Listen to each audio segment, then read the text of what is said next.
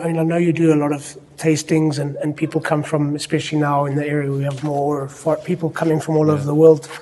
And I think what's maybe a little bit different with Portuguese wine, and not to say that it's better or in the other places in the world that it's like this, but there's always seems to be a story behind the wine, a family story.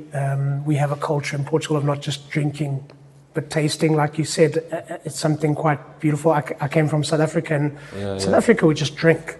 You know, we just drank. Yeah, but I came and new world of wine. Yeah, and then I met my Portuguese wife, and you know, she told me that you taste, and we try different wines, and some we like, and some we don't. And for many years, we didn't like Dao. We thought, no, Dao is not very nice. But lately, the Dao wines, it's interesting. We were always not more. Not lately. If you find a Dao from the 90s, they are really nice to drink now. Yeah.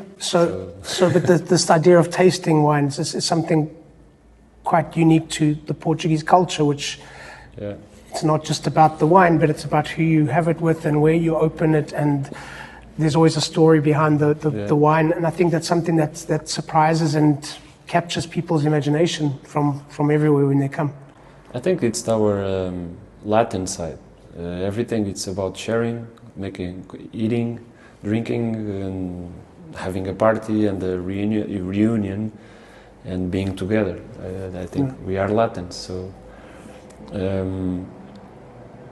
because of Latins, then the Romans had the Romans and before the monks, they started to make wine here. So our region has had monks in Gaeiras, Óbidos, in Alcobaça, so they knew how to make wine, and they were just drunk. And desserts. They got the parties at the monastery. I imagine they like to drink. Wine and sweets, like the cakes and the things like that. It must have been crazy in the monasteries.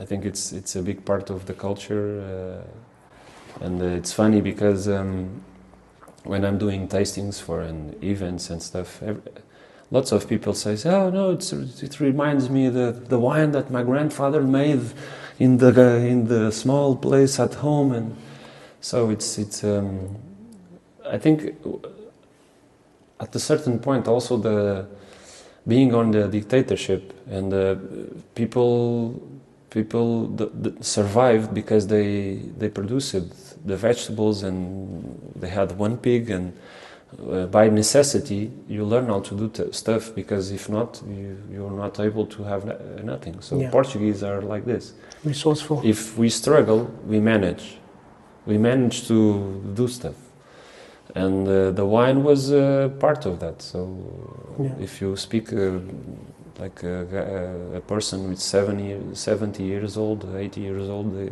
probably tell you, I used to make, I had a small barrel at home and have like 3 or 4 vines, and I did my own stuff, because if not, they probably didn't have it. So I think it's all of this together makes us a wine country.